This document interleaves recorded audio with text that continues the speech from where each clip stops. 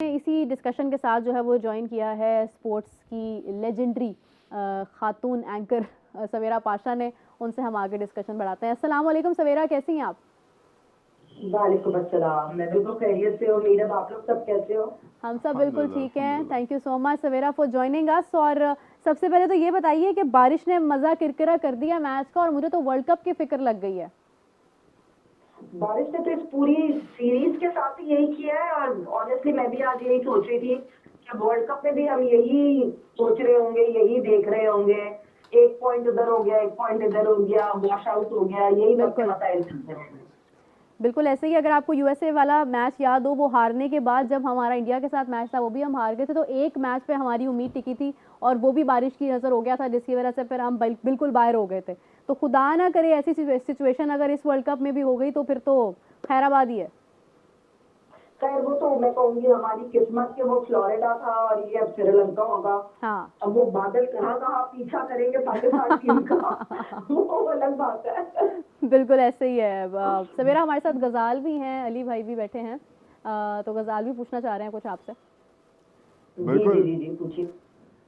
सवेरा, अगर इसके साथ ये वाला सवाल भी आता ना कि अब यहाँ से हमें पहले ही पता है कि श्रीलंका में कभी भी बारिश आ सकती है, ज़्यादा बारिश आती है, ज़्यादा पानी आता है, फिर मैच वॉश आउट हो जाता है। तो हमारे तो 4 के 4 उधर हैं ही हैं। अगर बांग्लादेश के भी उधर शिफ्ट हो जाते हैं तो फिर तो और भी ज़्यादा मैचेस वॉश आउट हो जाएंगे।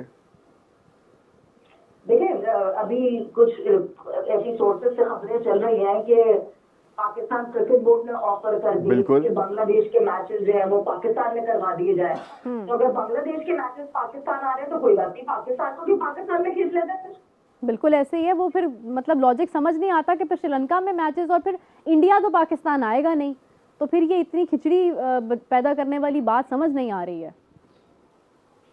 बस ये खिचड़ी तो अभी बने ही जा रही है। अभी पाकिस्तान था, पहले पाकिस्तान ने स्टैंड लिया था, अब बांग्लादेश स्टैंड ले रहा है। बट देखना ये है कि क्या बांग्लादेश की इम्पोर्टेंस उतनी है जितनी पाकिस्तान क्रिकेट की इम्पोर्टेंस है।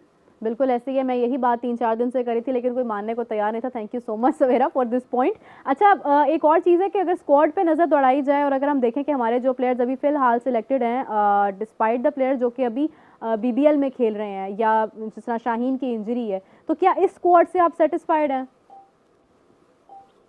अभी तो मुझे ये लगता है, देखिए ये पहले जब ये सीरीज अनाउंस हुई थी, इस सीरीज का मकसद ये था कि ये वर्ल्ड कप श्रीलंका में खेलना है, तो इस सीरीज के उससे हम एक बेसिकली रिहर्सल कर लेंगे। वर्ल्ड कप से पहले प्रैक्टिस हो जाएगी सेम कंडीशंस पे, ऐसे वेन्यू पे।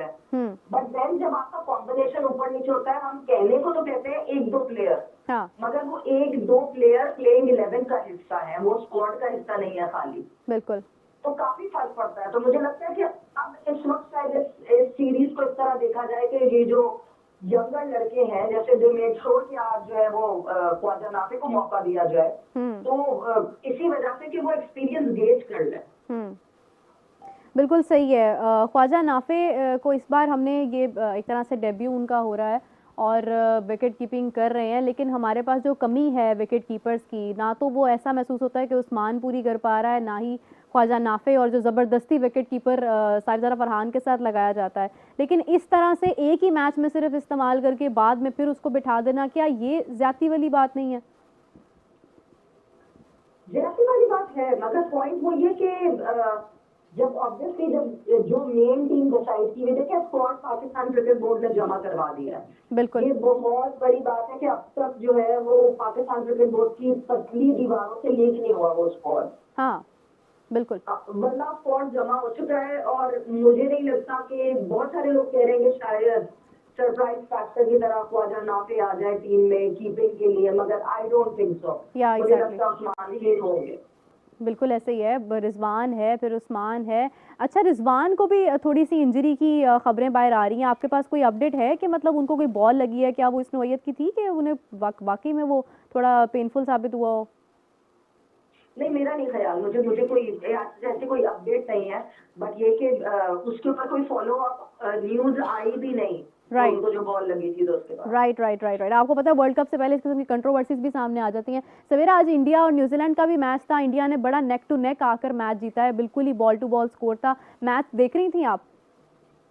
मैं बिल्कुल थी, जब तक यहाँ बारिश हो रही थी तो मैं वो मैच देख रही थी। एग्जैक्टली। और जो है मतलब जो विराट कोहली जिस वक्त बैटिंग कर रहे हो उस वक्त आप देख रहे हो तो उस वक्त आपको मजा एक अलग आ रहा होता है। बिल्कुल ऐसे ही है, विराट कोहली थोड़ा अनफॉर्चुनेट रहे, सेंचुरी नहीं कर पाए अपनी।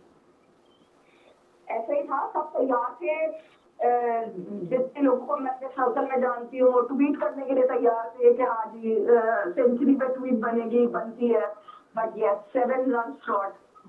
बिल्कुल इसी के साथ सवेरा we've got another wicket, Dhananjay is gone, जो कि बड़ा अच्छा अटैक अच्छे कर टच रहे में थे। गया। He scored 22 of 15 and finally we have his wicket and it's Nawaz ने फाइनली विकेट हासिल की है। पहले मैच में बड़ा कॉन्फिडेंस शैटर्ड लग रहा था, परफॉर्मेंस नहीं आ रही थी। मुझे पर्सनली महसूस हो रहा था कि शायद शादाब की एंट्री के बाद और अच्छी परफॉर्मेंस के बाद शायद समवेयर इनसिक्योरिटी नवाज के माइंड में आ गई, या फिर वाकई में वो समझ नहीं पा रहे थे कंडीशंस को। कभी कभार मुझे लगता है कि कोई ना कोई एक ऑफ पीरियड और ऑफ टाइम आता है। Mohammad Nawaz has been doing great, मतलब उनको लाए शादाब की जगह थे और था कि नहीं जी शादाब आएगा तो मोहम्मद नवाज को हटा दिया जाएगा, बट नवाज ने जिस तरह परफॉर्म किया अपनी जगह उन्होंने पक्की की।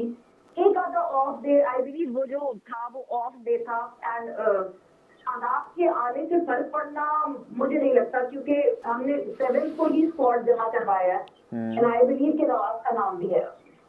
इंशाल्लाह वी एक्सपेक्ट द सेम कि नवाज जरूर हो, जो प्लेयर्स अच्छे हों। नहीं मैं उसमें नवाज का नाम भी है लेकिन नाम शाहीन का भी है और शादाब का भी है। शादाब मुझे अब मैं आपसे ये जानना चाहूँगा कि शादाब का आखिर क्या मतलब ऐसी कौन सी मजबूरी थी कि वो लाजमी मतलब उसे लेके आना पड़ा। बीबीएल भी छोड़कर आया। वो बाकियों के बारे में कहा गया कि उनकी कमिटमेंट है, वो नहीं आ सकते, मतलब हारिस रऊफ भी है, बाबर भी है, T20 में तो उन्होंने आना है ना।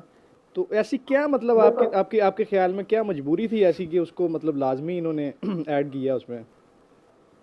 देखिए शादाब को वापस लाना था और वापस लाने के लिए यही सीरीज थी जिसपे वापस ला सकते थे, बिकॉज जब इंजरी की वजह से बाहर हुए शादाब और उसके बाद फिर जो है बीबीएल खेला उन्होंने अभी इंजरी से वापस आके, तो एक्चुअली तो बुरी परफॉर्मेंस थी, बुरी परफॉर्मेंस के बाद इंजरी हो गई, इंजरी के बाद अब वो था कि नहीं जी प्लेयर इंजर्ड होता है तो हम भूलेंगे नहीं, हम वापस लाएंगे, ये भी बात प्रूव करनी थी।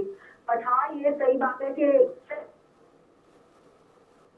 जी शादाब है, he is one of the favourite boys.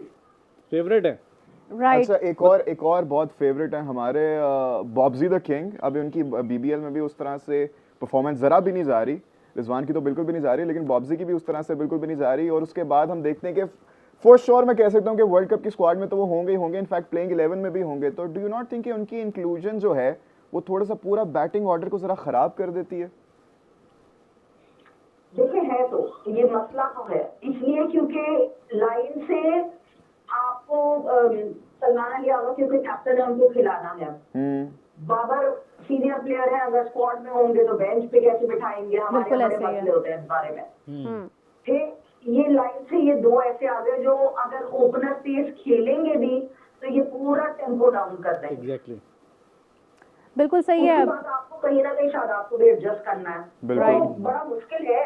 11 would not be easy.